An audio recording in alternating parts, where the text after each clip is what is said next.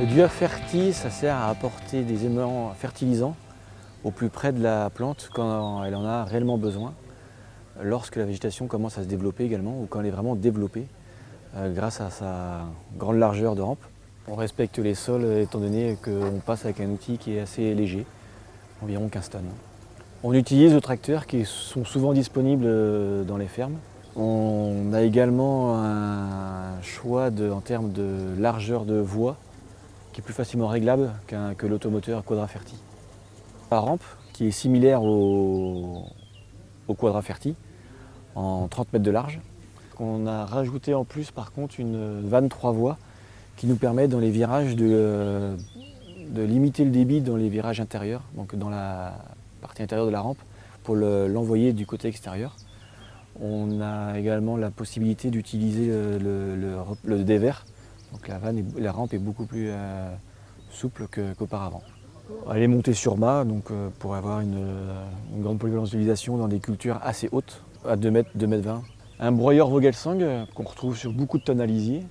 Donc tout ce qui est intérieur, broyeur, pas broyeur pardon, mais couteau et contre-couteau, donc c'est du standard, c'est facilement interchangeable.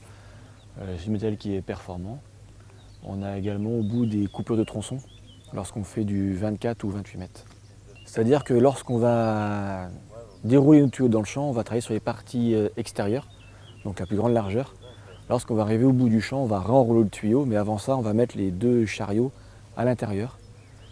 Comme ça, on aura travaillé sur toute la largeur. En aller et en retour, on a travaillé sur toute la largeur. On retrouve le dévidoir, enfin l'enrouleur qui est derrière, qui est similaire au Quadraferti, avec une petite différence quand même, c'est l'utilisation de tuyaux souples qui nous permet d'être beaucoup plus mobile en termes de. Lorsqu'on dépose le tuyau, c'est plus facile pour pouvoir déposer le tuyau. On peut faire des virages beaucoup plus serrés que le Quadraferti. Un échiot de plus, donc on répartit la masse au sol. On peut mettre des pneus beaucoup plus larges.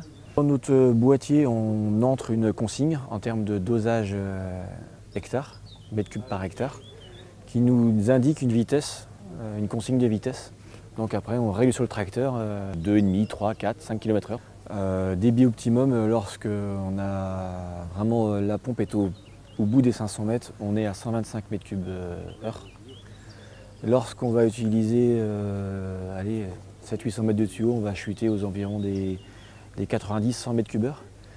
Lorsqu'on va utiliser des réseaux d'irrigation jusqu'à 7 km, on va descendre à 70 mètres cubes heure.